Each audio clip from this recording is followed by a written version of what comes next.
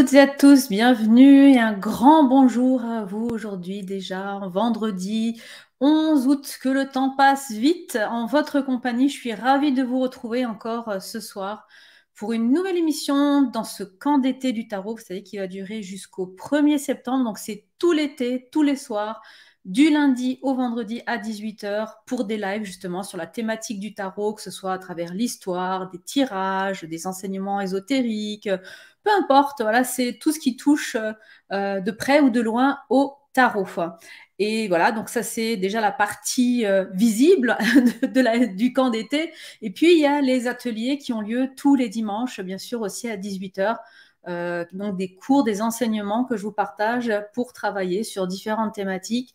Et d'ailleurs, ce week-end, vous savez qu'on a ce dimanche, pardon, pas ce week-end, ce dimanche, on a un atelier prévu sur l'apprentissage des tarots, du tirage plutôt alchimique, pour justement arriver à transmuter son être, c'est-à-dire savoir comment on va faire pour travailler sur le plomb en nous et le transmuter en or, c'est-à-dire travailler sur ce qui nous plombe, nos peurs, nos doutes, nos croyances, ce qui nous limite dans la vie, pour le transmuter en or, en naor alchimique, c'est-à-dire en lumière sacrée, c'est en force, en qualité, on pourrait dire ça comme ça, d'un point de vue un peu plus psychologique, pour pouvoir avancer davantage dans la vie. Donc ça, c'est prévu dimanche. Et si vous voulez assister à l'atelier, eh bien, il faut donc vous passer par Patreon pour vous inscrire. Donc, ça passe par cette adresse que je vous affiche en bas de l'écran, www.patreon.com/tarotacademy. Ça nécessite un petit abonnement de 3 € par mois, et à partir de là, vous pourrez avoir accès à tous les replays justement des ateliers qui ont déjà eu lieu sur ce camp d'été, au live qui aura donc dimanche, l'atelier en live en direct sur l'alchimie. Et puis donc au live qui arrive encore jusqu'au 1er septembre, sans compter les articles, vous savez, les conférences et tout ce qui va bien. Il y a beaucoup de choses qui vont se rajouter, hein. C'est une plateforme qui est ouverte en même temps que le camp d'été. Donc voilà, elle s'alimente tout doucement au fur et à mesure, mais elle commence à prendre un peu forme. Et voilà, je suis assez contente de vous partager des petits tips, des petits conseils aussi, des petites astuces, c'est dur à dire, en lien avec le tarot, voilà, que je ne partage pas forcément sur les réseaux, et réservé justement à la petite communauté qui est sur Patreon. Donc n'hésitez pas à nous rejoindre si vous voulez justement vous inscrire à l'atelier ce dimanche à 18 heures, ou pouvoir voir aussi le replay, bien sûr.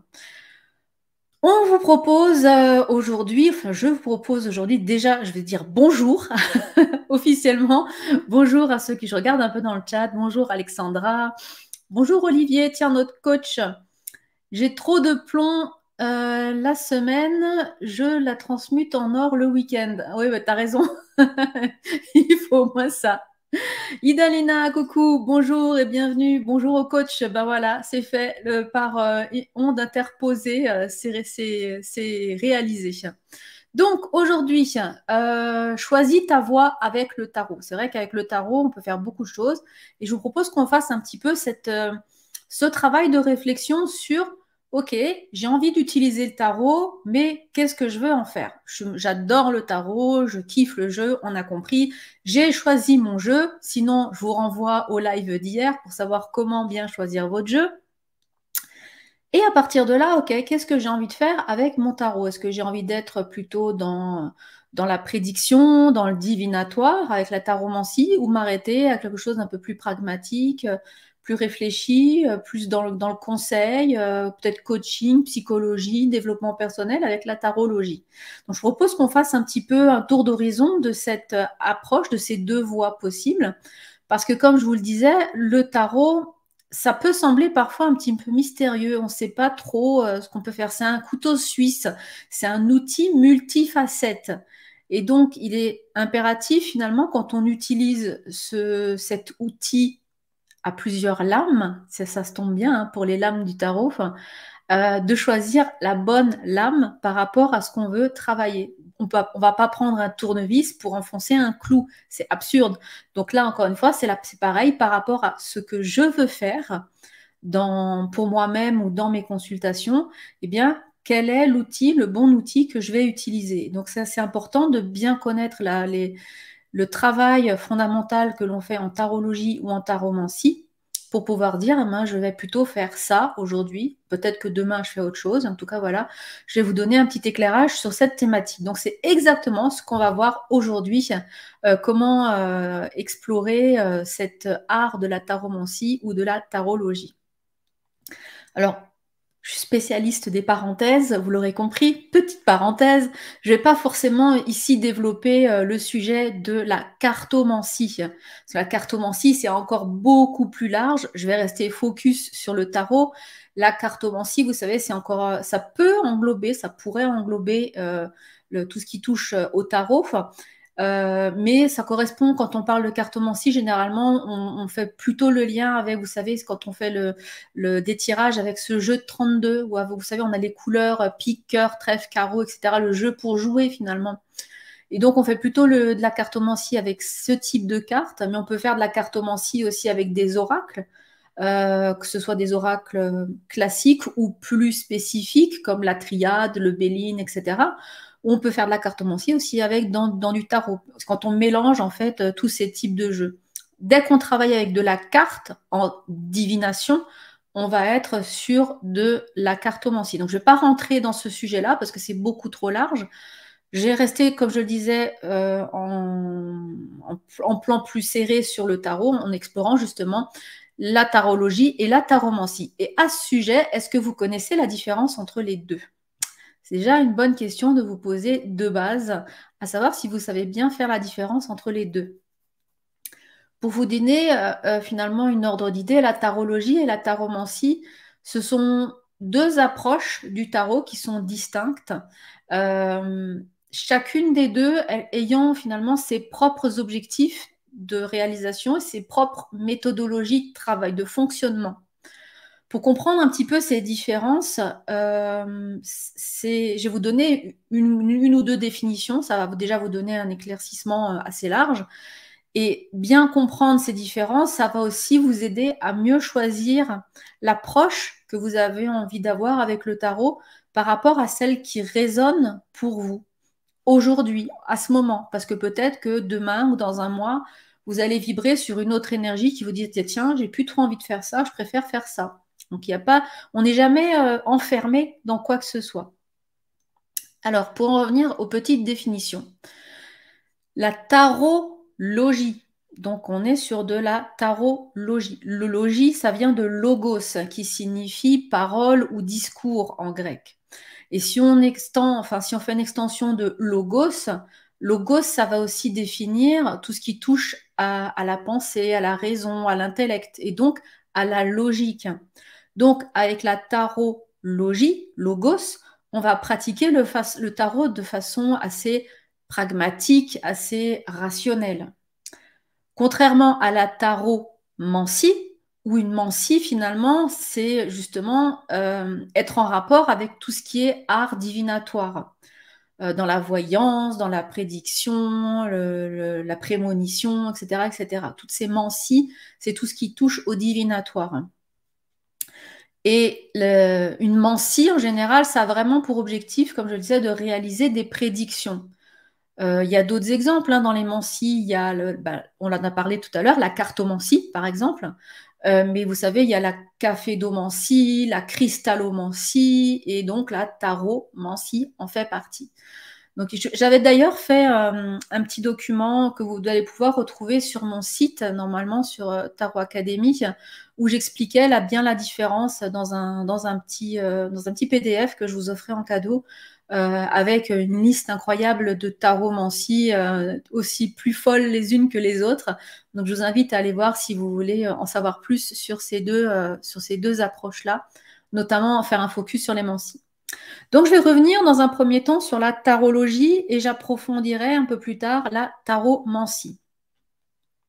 Si vous avez des questions, n'hésitez pas, comme d'habitude, dans le chat, je les prendrai au fur et à mesure. De temps en temps, je m'arrêterai et je viendrai voir ce que vous avez pu poster comme questions, comme réflexion aussi. Ce n'est pas forcément des questions. Vous pouvez réagir aussi, me dire si vous êtes d'accord ou pas avec ce que je dis. Donc, tarologie. La tarologie, si vous voulez, ça pourrait être lié à l'utilisation du tarot, comme je le disais en début d'émission, à travers le développement personnel, la psychologie, le coaching. En fait, on ne fait pas de prédiction, on ne fait pas de voyance avec de la tarologie. On est plutôt dans de la prévision, de l'analyse quelque part. Et c'est pour ça que quand on est tarologue, on fait souvent des consultations de guidance. On ne fait pas des consultations de voyance. C'est un petit peu cette nuance-là. La tarologie, c'est vraiment une approche plus profonde, une approche plus introspective de la lecture de chaque arcane, de la lecture des cartes du tarot. Elle se concentre vraiment, cette approche-là, sur l'utilisation des grands archétypes. D'ailleurs, à propos d'archétypes, ça tombe bien, je vous ai préparé une émission spéciale la semaine prochaine sur les archétypes du tarot. Donc, on va les découvrir ça ensemble. Je serai d'ailleurs en compagnie d'Olivier avec sa casquette de coach pour cette émission. Et donc voilà, donc ça sera la semaine prochaine. Et donc je disais, oui, la tarologie, ça se concentre justement sur cette utilisation des archétypes, des symboles, des enseignements ésotériques, etc., qui sont dans les cartes justement pour aller explorer justement les aspects psychologiques, émotionnels d'une personne ou justement des relations qu'on peut avoir avec une autre personne ou dans une situation, par exemple. Alors, il faut savoir que quand on veut pratiquer la tarologie, alors je ne veux pas vous en donner plein, mais au moins 3 clés qui sont essentielles pour moi, selon moi, à respecter si on veut être vraiment avec cette étiquette de tarologue. Être vraiment dans la pratique, pratico-pratique du tarot. Alors, comme je vous l'ai déjà dit tout à l'heure, chaque carte du tarot, elle incarne un archétype.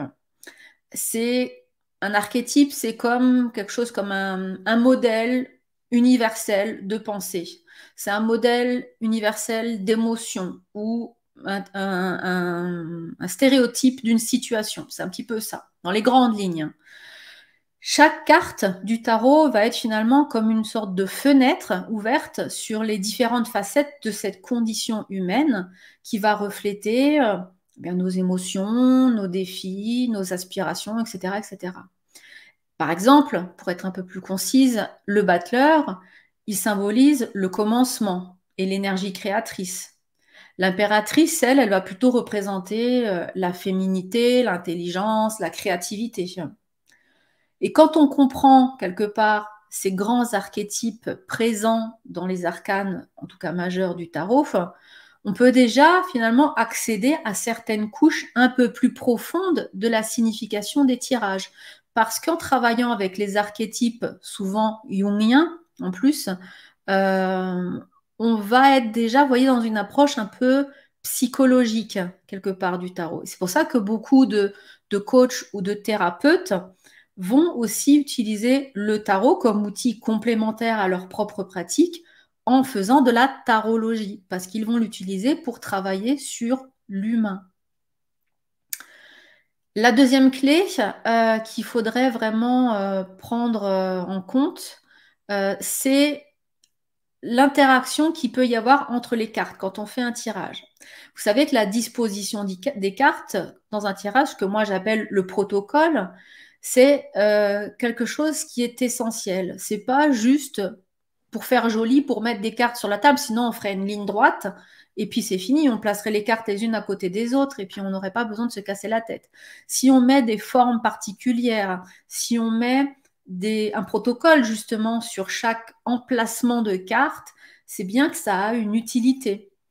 Et quand on va lire justement ce tirage à travers le protocole, eh bien, l'interaction qui va se créer entre chaque carte, ça va ajouter quelque part des nuances de compréhension au message que les cartes veulent nous renvoyer. Ça va amener aussi une dimension supplémentaire à l'interprétation même du tirage que l'on va faire. Je vous donne un petit exemple. Si je reste d'un point de vue, alors je ne vais pas aller toujours dans la chimie et la cabale, mais chamanique, tiens, d'un point de vue chamanique, si je prends la lune et le soleil, par exemple, ça peut indiquer quelque part le jour et la nuit, on aura compris, donc forcément une certaine dualité intérieure chez le consultant. Peut-être qu'il y aura une dualité entre ses parts d'ombre et sa propre lumière. On peut voir ça comme ça. Si je me mets maintenant dans l'optique de la tarologue, avec l'étiquette de tarologue, l'association de ces deux cartes, elles vont plutôt témoigner du haut et des bas que nous traversons dans la vie de tous les jours. Mais dans tous les cas, finalement, ces obstacles qui sont incontournables dans la vie, parce qu'on rencontre tous des obstacles à un moment donné, sinon la vie serait trop magique, et bien, tous ces obstacles qu'on va rencontrer, donc les bas dont je parlais, eh bien, ils sont là finalement pour nous façonner, ils sont là pour nous forger, pour forger notre caractère, pour forger notre personnalité, pour nous rendre plus forts aussi parfois. On dit toujours qu'on apprend de nos erreurs ou de nos échecs. Eh bien, quand on sait cela, de dire, OK, il y a la lune qui me parle du bas, du côté vraiment où je suis au plus bas pas de l'échelle, mais ouais, je suis au plus bas de mes émotions, de là où j'en suis dans la vie aujourd'hui, eh bien, on va remonter avec le soleil en énergie, on va regagner en énergie. Et quand on sait cela, finalement, eh bien, on se dit qu'il faut peut-être pas forcément avoir peur de ce qui nous attend dans la vie. Il faut plutôt prendre du recul vis-à-vis de la situation ou de la problématique, parce que de toute façon, au bout d'un moment, à l'issue de ce que l'on est en train de traverser, il y a une sortie, il y a une solution qui va apparaître devant nous. Et ça va forcément dévoiler de nouveaux potentiels. Ça va forcément nous amener à utiliser une nouvelle ressource qui était cachée au fond de nous-mêmes. Et donc, vous voyez qu'on est dans une interprétation légèrement différente entre, par exemple, si je passe par l'ésotérisme, en tout cas par la vue du chaman, où on est sur ce travail, cette dualité entre nos parts d'ombre et cette propre lumière que l'on aimerait pouvoir mettre en avant, et d'un point de vue plus tarologique, où on est dans une explication un peu plus psychologique, et c'est pas de la psyché, mais c'est vraiment plus du comportement humain. Un peu, on est un peu dans cette optique-là. On peut aussi voir que quand on est dans une lecture associative des cartes, eh bien la tarologue, elle se doit d'être à l'image d'un conteur dans une progression narrative d'une histoire. On va examiner, par exemple, la progression justement de l'histoire que l'on raconte dans le tirage pour être sûr que l'histoire, finalement, elle est cohérente, que l'histoire, elle soit logique, parce qu'on va relier justement chaque carte entre elles. On va être dans cette progression, comme je l'ai dit, logique. Nouveau, on revient à cette notion de tarologien, tarologos. Chaque carte, il faut la voir un petit peu comme un chapitre qui va constituer le livre de la vie, finalement, de notre histoire, de notre propre histoire, ou au moins le livre qui constitue la réponse à la question du consultant. Et c'est justement en étant dans cette observation constante, dans cette analyse finalement, que la tarologue, elle va percuter sur certains éléments, qu'elle va tilter sur certaines choses. Et c'est ce qui va finalement m'amener vers la troisième clé dont je voudrais vous parler dans cette pratique de la tarologie, qui est de vouloir prendre en compte des éléments visuels et symboliques. Alors, avant de rentrer, je reviens voir un peu dans votre chat. Rose, bonjour. Ben, tiens, bonjour du Québec. Tiens. Bienvenue, nouvelle ici. Eh bien, parfait. N'hésite pas à mettre en commentaire tes remarques par rapport à ce que je dis, ou si tu as des questions, pareil, vous n'hésitez pas, vous les mettez dans le chat. Donc, la troisième clé, donc on a vu, la première clé, je vous ai dit, c'est pouvoir se connecter aux archétypes des lames. La deuxième, c'est avoir l'interconnexion des cartes entre elles. Par rapport à la position du tirage, par rapport au protocole, on va analyser chaque chose et on va les raconter une histoire de façon logique. Et la troisième clé, c'est justement les illustrations qu'on va retrouver sur les cartes du tarot qui sont forcément pleines de détails, qui sont pleines de symboles et qui sont parfois très significatifs aussi par rapport au message que le tarot veut nous envoyer. Mais il n'y a pas que ça. On va prendre en compte les couleurs, les objets, les animaux, les personnages, comment ils sont placés, l'expression aussi des personnages, hein. Je parlais de la loi des regards dernièrement dans un live.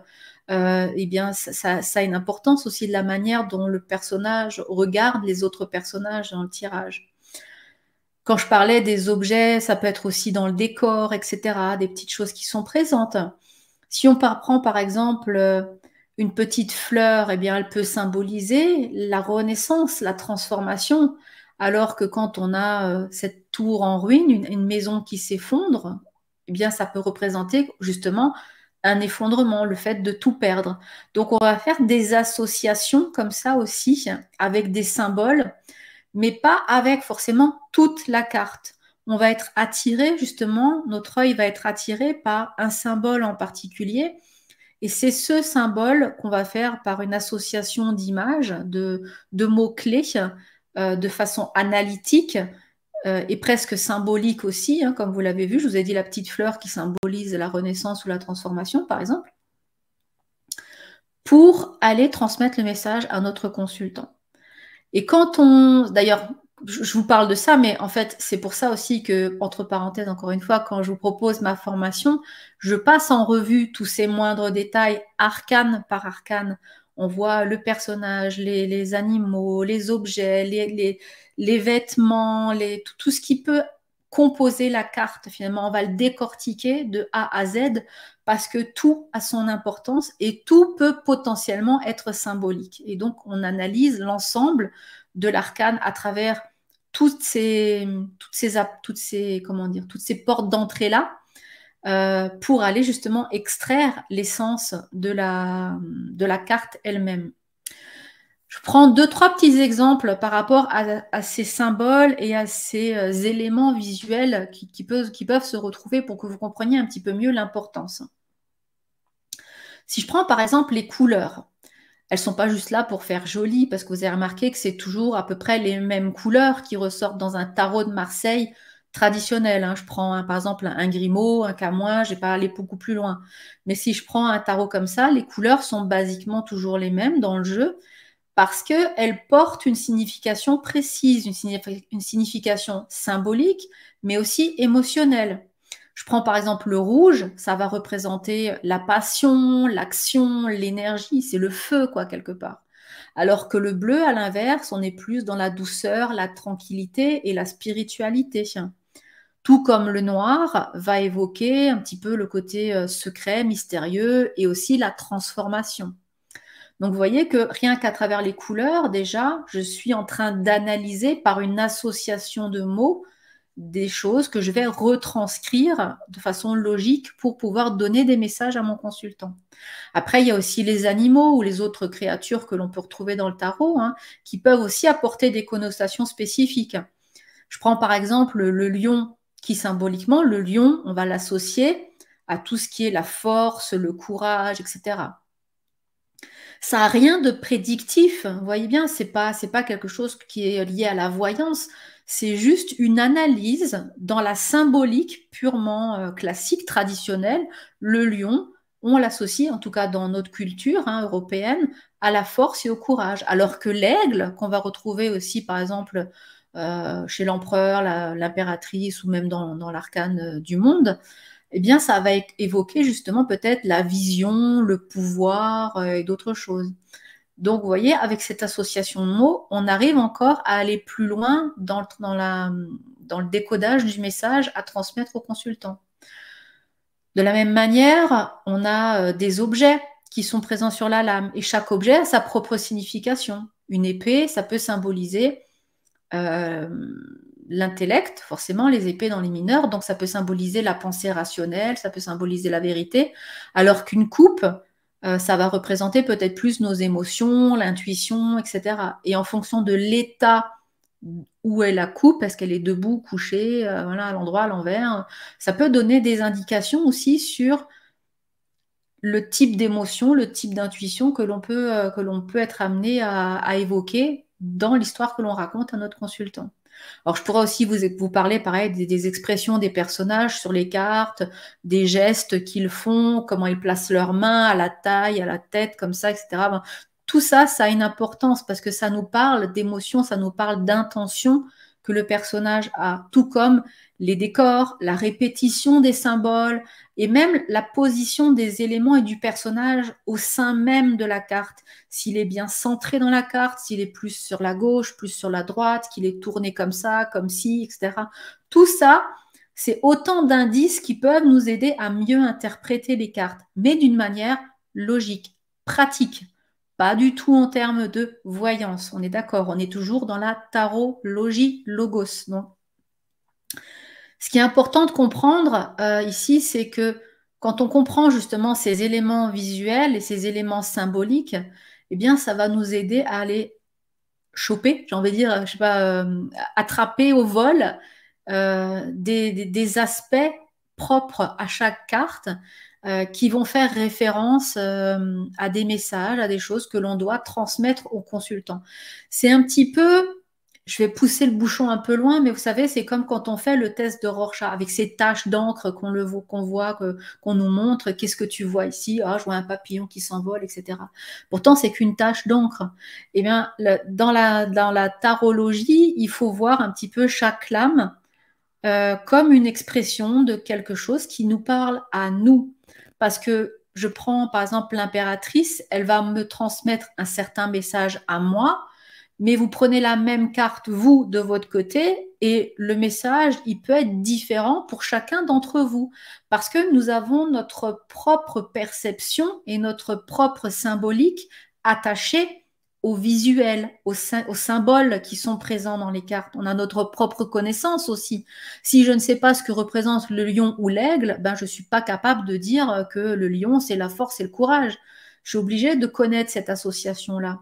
Donc voilà, on n'est vraiment pas tous malheureusement égaux devant les cartes parce que on a besoin d'enrichir sa connaissance pour être aussi plus riche dans les messages que l'on va transmettre aux consultants. Et donc le tarot, on peut l'apprendre, oui, de façon pratique avec cette fameuse liste de mots-clés. La carte 1 veut dire ça, la carte 2 veut dire ci, etc., etc., à l'endroit, à l'envers, machin, etc. Mais c'est enfermant, c'est limitant.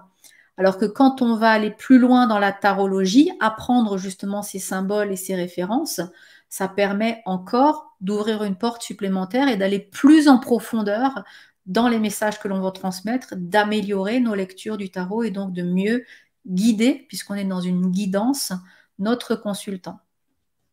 Est-ce que c'est clair pour vous en ce qui concerne la tarologie? Alors, Karina, bonjour Karina. Les archétypes sont une base de comportement humain, je crois. Oui, c'est un petit peu ce que je disais tout à l'heure, oui, en début d'émission.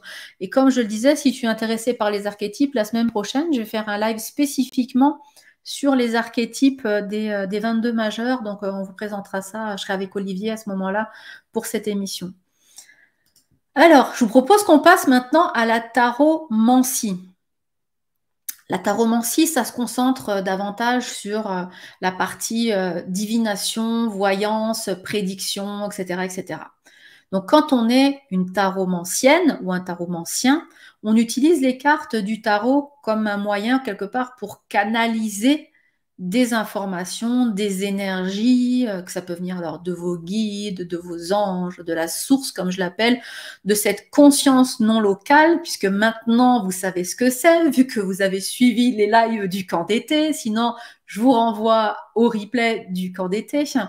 Donc, on est connecté à quelque chose et on va aller, par rapport à cette connexion, canaliser des informations pour prédire des événements à venir ou fournir quelque part des aperçus d'une situation actuelle, parce que parfois on peut parler aussi dans la taromancie de la situation présente. On peut parler un petit peu du passé, mais on va parler surtout du présent et du futur, parce que le présent est aussi important, parce que parfois le consultant, il a tellement le nez dans le guidon qu'il ne voit pas où est le problème. Donc, on est obligé de parler de la notion des situations actuelles pour dire, ben voilà, moi je vois ça comme ça.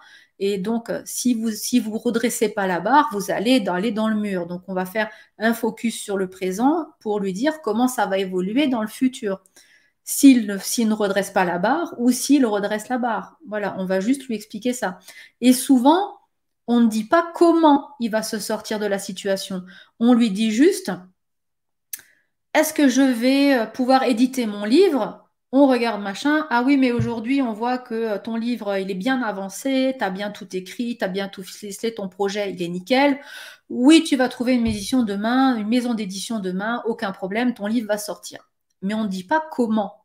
Et ça, c'est aussi une petite nuance qu'on a avec la tarologie, où on est dans, je te prends par la main et je te guide pour te montrer comment faire entre maintenant et la prédiction.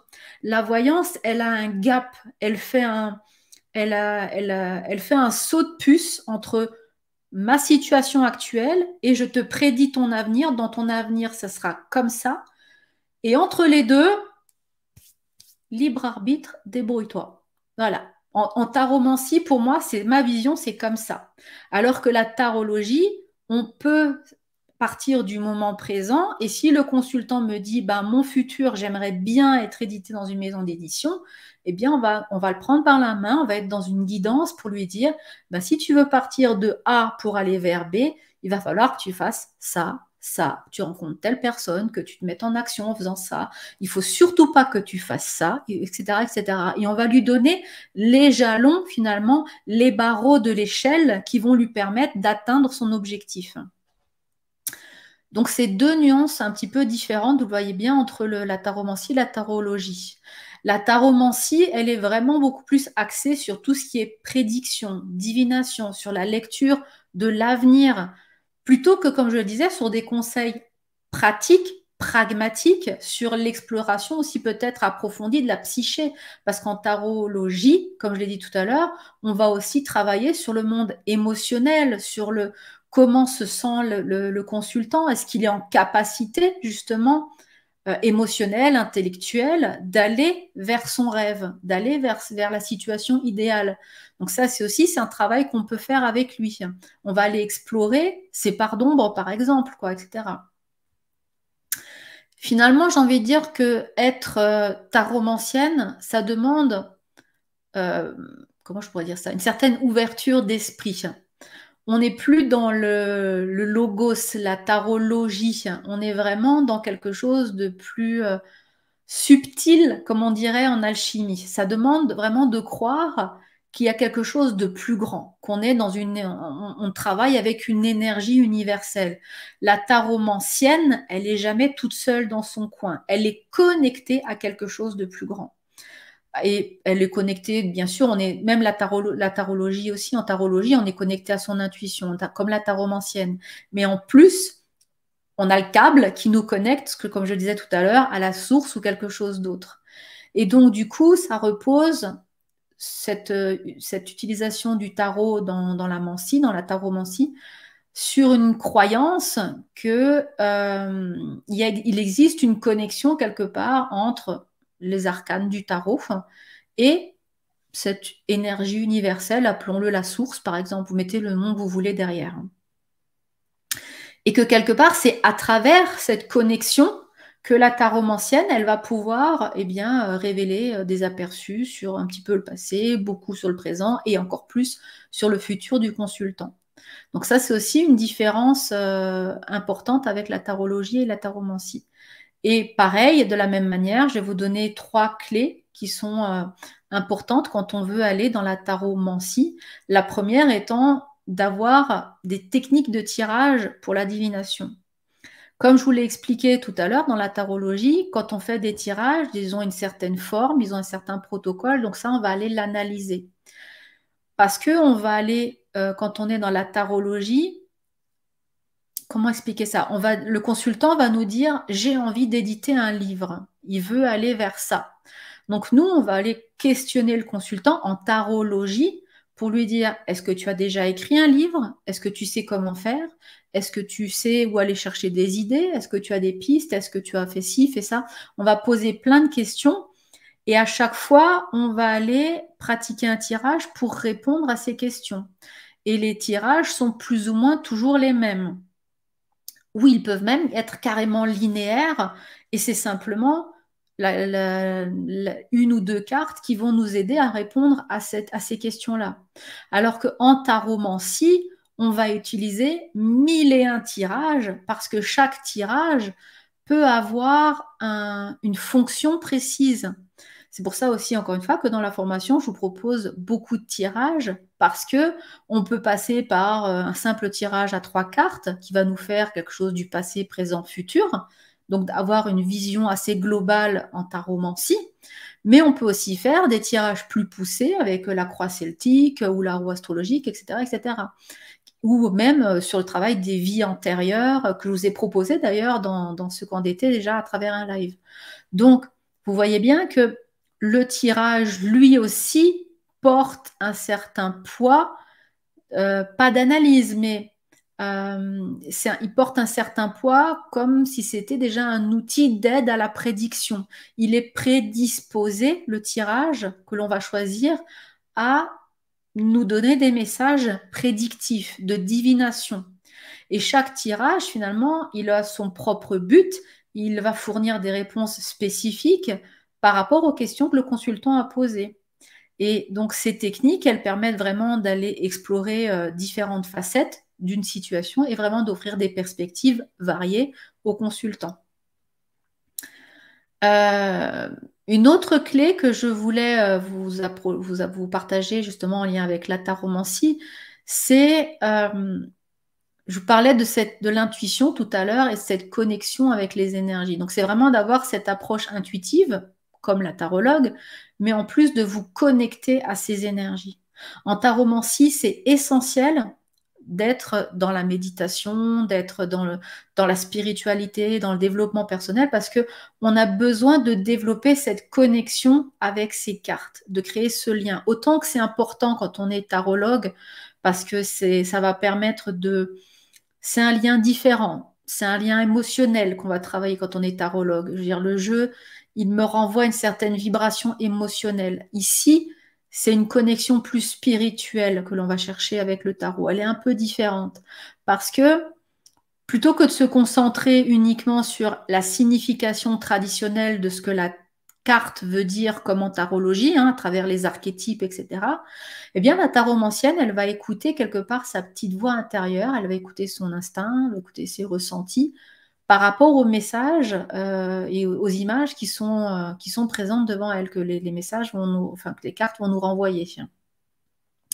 C'est un petit peu comme si ces cartes de tarot qu'on a devant nous, elles vont devenir une sorte de canal pour capter des vibrations subtiles de l'univers. Un petit peu comme un poste de radio qui va permettre justement de capter les vibrations, les fréquences radio, de les transformer en son pour que nous, humains, puissions les comprendre. Et bien là, avec le tarot, ça va être pareil. On a la source, cette vibration de radio, de musique, et les cartes, ça représente le poste de radio, et nous, on allume ce poste de radio, on se connecte à lui pour pouvoir comprendre et transmettre le message à ceux qui veulent bien entendre le message, c'est-à-dire aux consultants en l'occurrence. Et donc, les cartes ici, elles vont devenir le médium, elles vont devenir l'outil intermédiaire entre les deux plans, c'est-à-dire entre le plan humain et le plan divin. Et pour ça, justement, on ressent des intuitions, on associe aussi à sa connaissance les cartes, etc. Il faut vraiment avoir une vue d'ensemble de tout ce qui touche à, l'univers, en fait, quand on est dans ce métier-là, dans la taromancie. Parce qu'on va faire appel à la loi d'intention, à la loi de plein de choses. Voilà. Et du coup, il faut pouvoir être ouverte au fait que c'est pas nous qui interprétons les cartes, c'est une énergie universelle, quelque chose de plus grand qui vient transmettre dans les cartes le message. Et moi, je fais que traduire, en fin de compte, en tant que taromancienne. Alors, la troisième clé que je veux partager avec vous dans le cadre de la taromancie, c'est justement l'aspect symbolique et le langage qui est caché dans les cartes. Donc, c'est un petit peu la même chose que tout à l'heure avec les éléments visuels qui sont cachés, mais il y a une notion essentielle qui est différente ici. C'est qu'en tarologie, on va aller analyser les symboles et les éléments visuels de façon pratique, en faisant des associations logiques. Ici, on va aller dans des associations un peu plus ésotériques. En taromancie, les symboles des cartes, ils prennent une signification encore plus profonde qu'en tarologie. On va aller encore plus loin.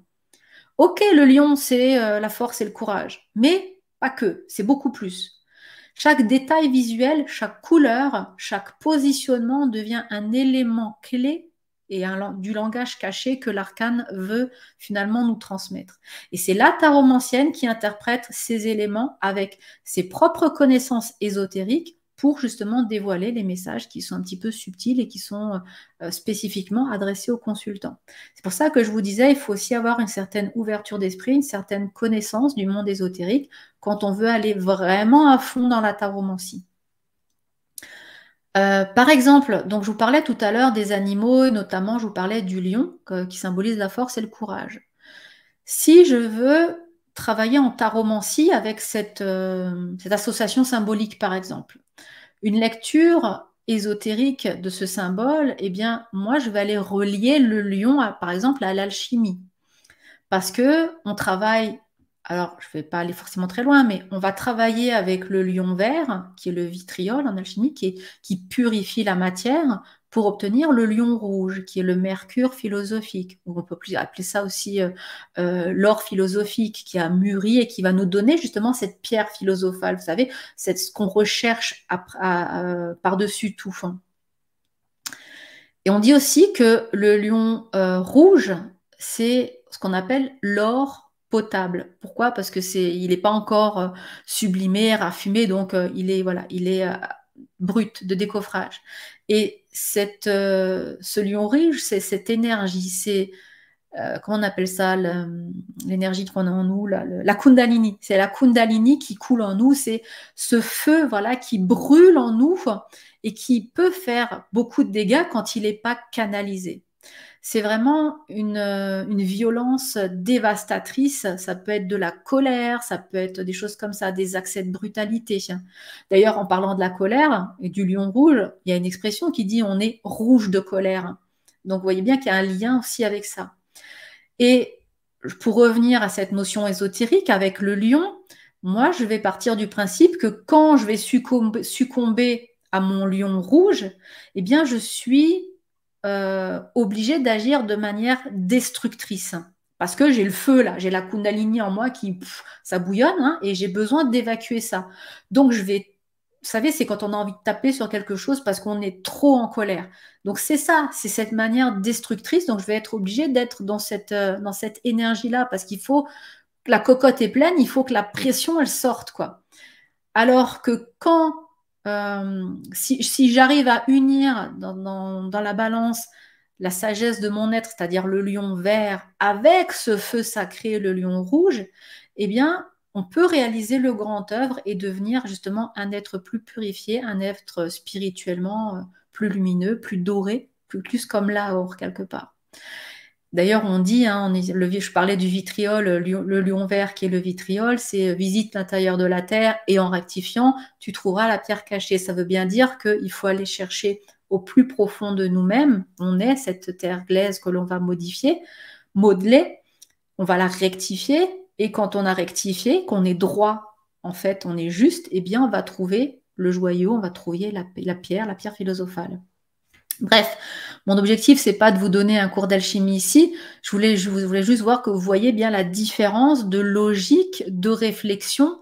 Je ne m'arrête pas à dire, tiens, le lion, c'est synonyme de courage et de force. Je vais aller me faire des références philosophiques, alchimiques, kabbalistiques, peu importe, astrologiques ou ce que je veux, en lien avec le lion. Et je vais aller donner une analyse complètement différente. En tarologie, si je suis attirée par le lion, je vais dire à mon consultant, il va falloir faire preuve de courage, monsieur, par rapport à votre demande d'édition de livre. Hein. Vous avez du boulot, mais soyez courageux. Hein. Ça va vous demander beaucoup d'efforts. Alors que dans la taromancie, je vais lui parler justement de cette force qui est en lui, qui peut peut-être le faire réagir de façon démesurée, et il va devoir apprendre à canaliser ce lion rouge en lui, cette force dévastatrice en lui, s'il veut atteindre son objectif. Et pour ce faire, eh bien, il va falloir qu'il utilise le lion vert, c'est-à-dire cette manière de travailler sur lui pour rectifier les choses qui ne vont pas. Ça veut dire que si tu ne te changes pas toi-même par rapport à ton objectif de te faire éditer et que tu te laisses emporter par tes travers habituels de il m'a pas répondu à mon mail, je vais lui faire un mail incendiaire, je vais lui montrer à celui-là qui je suis, etc., eh bien, ça va mal se passer. Donc, il va falloir travailler sur ça, sur cette force dévastatrice, sur ce lion rouge, avec le lion vert, c'est-à-dire faire appel à la sagesse de votre être, votre sagesse intérieure, ramener un peu de tempérance dans votre jeu et quelque part, voilà, retrouver un être plus pondéré, un être plus, voilà, plus carré, enfin si on l'a plus posé en tout cas par rapport à votre objectif. Donc on n'est pas vraiment, vous voyez, dans la même approche, la même explication de ce que veut dire le lion. Bref, ça c'était la petite parenthèse d'exemple pour vous montrer la différence entre les deux. Dans tous les cas, il y a une question qui pourrait être intéressante de se poser, c'est justement est-ce que ces deux approches, la tarologie et la taromancie, est-ce qu'elles sont mutuellement exclusives? Ça veut dire, est-ce que je fais que de la tarologie ou que de la taromancie? Eh bien non, pas du tout. On peut bien sûr faire les deux. C'est d'ailleurs mon cas. Je fais à la fois de la tarologie et de la taromancie, et dans la même consultation. Et je passe de l'un à l'autre, sans arrêt, dans une consultation. Et j'évolue comme ça en fonction de ce que j'ai besoin. Ce sont, encore une fois, deux manières de travailler avec le tarot, mais c'est moi, en tant que professionnel, qui va me dire, ah tiens, là j'ai besoin d'aller plus utiliser l'outil tarologie. Ah tiens, là j'ai besoin plus d'utiliser l'outil en taromancie. Et du coup, je vais moduler ma façon de travailler, ma pratique, en choisissant des tirages différents, si je suis en taromancie, en posant des questions plus pointues, plus émotionnelles, plus sur la psyché de la personne, si je suis en tarologie, et amener aussi des conseils. Généralement, je finis avec la tarologie parce que ça permet de donner des conseils sur comment réaliser comment te réaliser, comment atteindre ton rêve sur les prédictions que je t'ai faites en début de consultation. Donc, on peut associer les deux. Même si vous avez bien compris que ces deux techniques, ces deux approches différentes, elles ont des objectifs différents, mais elles peuvent complètement coexister de manière harmonieuse dans la pratique du tarot. Il faut juste être conscient que on les utilise pas de la même manière, elles n'ont pas le même but, on fait pas la même chose, même si on utilise le même outil. Et finalement, c'est faire un peu la part des choses entre les deux. Voilà un petit peu ce que je voulais dire. Je regarde juste dans les commentaires si vous avez des petites remarques. Alors, Idaline, coucou. Peut-on être à la fois dans un esprit de tarologue et de tarot lors d'un tirage? Eh bien, tu vois, j'ai répondu à l'avance à ta question. Oui, tout à fait. Et bien sûr, voilà, merci Nathalie de répondre à ma question. Ben voilà, c'était ça l'idée, c'est qu'on peut bien sûr être sur les deux à la fois. Comme je disais, voilà, il faut savoir combiner les deux. Et quand on combine les deux, on est vraiment au taquet dans une consultation. Parce que là, le consultant, il sort, il est comblé. Parce qu'à la fois, il a une vision de ce qu'il attend dans le futur. Donc, il peut se projeter quelque part dans le futur, lui, dans une situation idéale, puisque c'est bien sûr généralement une situation qui va l'aider à aller de l'avant qu'on lui projette. On lui donne aussi les pièges à éviter. On lui dit ce qu'il doit éviter de faire pour ne pas faire fausse route. On lui dit aussi quelles sont les étapes clés qu'il doit faire par rapport à son comportement, des actions à mettre en place, etc., pour atteindre son objectif. Donc on est à la fois dans une certaine voyance et dans une certaine guidance. Et c'est ça qui est intéressant pour le consultant parce que là, il est vraiment armé pour passer à la suite après la consultation. Et donc, c'est intéressant d'utiliser à la fois justement ces éléments psychologiques, ces conseils, etc., de tarologie, et les outils divinatoires comme la taromancie, par exemple, quoi. Ça apporte une certaine nuance et des conseils un peu plus approfondis quoi, pour notre consultant. Voilà ce que j'avais à vous dire par rapport à tout ça. Je pense que j'ai un peu fait le tour. En fait, en fin de compte, je pense qu'il n'y a pas vraiment de règles strictes en matière de tarot. Ça, vous l'avez peut-être déjà compris depuis le temps que je vous en parle. C'est chacun d'entre nous, chaque praticien du tarot peut choisir l'approche qui résonne le mieux avec sa propre vision, avec sa propre philosophie.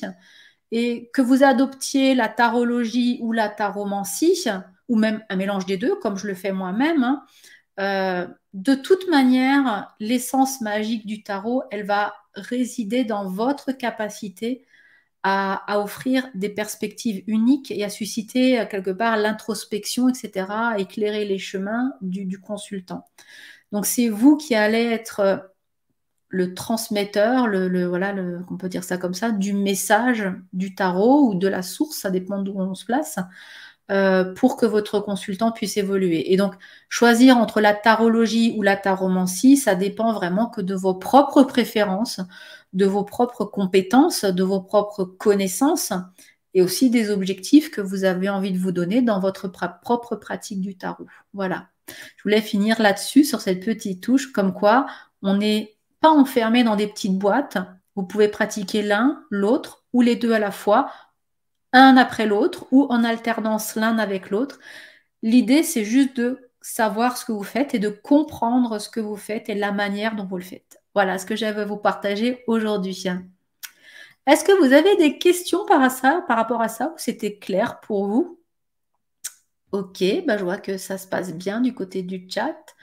Pas de questions apparemment. Si c'est bon pour vous, bah, je vous propose de vous laisser tranquille. Voilà, passer un bon petit week-end, une belle petite soirée encore peut-être. Si là, oh, c'est pas grave, t'arrives en retard. Mais il y aura le replay pour ça. Je te souhaite un bon replay. Et donc voilà, je vous souhaite une belle soirée à toutes et à tous. N'oubliez pas que vous avez la possibilité de bénéficier, vous le savez, avec le code Académie 20 de 20% de réduction sur la formation, donc le niveau 1 sur www.tarotacademy.fr. Ça sera jusqu'à la fin de ce camp d'été.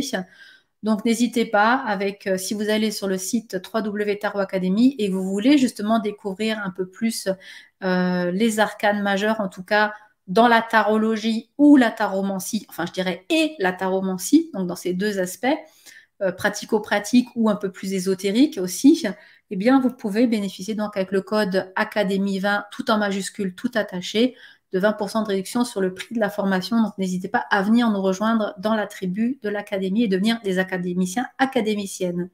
Sur ce, je vous fais de gros bisous. Je vous retrouve demain. Non, pas demain, si demain, mais dans votre boîte mail avec justement le nouveau programme de la semaine à venir sur le camp, justement le camp d'été autour du tarot. Et puis on se voit dimanche pour ceux qui sont sur Patreon. N'oubliez pas, hein, pour bénéficier de pouvoir être présent ou présente à l'atelier dimanche 18h sur les tirages alchimiques ou comment transmuter son être. On est en plein dedans hein, avec ce que je vous disais sur la taromancie et tout ça. On va aller aussi travailler plutôt ces aspects travail de l'ombre, comment je peux transmuter mes parts d'ombre en parts de lumière, comment je vais transformer mes faiblesses en force, etc. Donc, venez avec une de vos parts d'ombre, voilà, essayez de réfléchir à qu'est-ce qui vous plombe dans la vie. Est-ce que vous êtes justement, je ne sais pas moi, colérique? Est-ce que vous êtes dans la procrastination? Est-ce que vous êtes une gourmande invétérée? Est-ce que voilà, essayez de voir ce qui vous avez envie de transformer, qui vous embête, qui vous irrite dans la vie, ou est-ce que vous croyez pertinemment que vous êtes bonne à rien, vous n'arriverez à rien dans la vie, que c'est pas pour vous, que ceci, que cela, voilà. Tout ce qui est croyance limitante, tout ça, prenez-en un au hasard ou une croyance au hasard et on va la travailler ensemble. Donc, dans cet atelier dimanche à 18h avec les tirages que je vais vous donner au fur et à mesure jusqu'à ce qu'on arrive aux fins du parcours alchimique. Donc, œuvre noire, œuvre blanc, œuvre rouge pour pouvoir transmuter ça en votre petite pierre philosophale, justement, en cette lumière qui va peut-être devenir une force et que vous n'auriez plus à subir justement cette petite part de plomb qui vous retient fixé et qui vous empêche d'aller de vous envoler vers vos rêves. Donc ça sera dimanche à 18h à travers patreon.com. Donc n'hésitez pas à aller vous inscrire si vous voulez nous rejoindre dimanche. D'ici là, je vous fais de gros bisous. Je vous embrasse. On se voit demain dans votre boîte mail. Je vous passe une excellente soirée. À très vite et à bientôt. À lundi aussi pour des nouveaux lives. N'oubliez pas de vous abonner, c'est assez important. Abonnez-vous à la chaîne YouTube, mettez-moi des petits pouces, des petits cœurs et je vous retrouve bientôt. Bye tout le monde!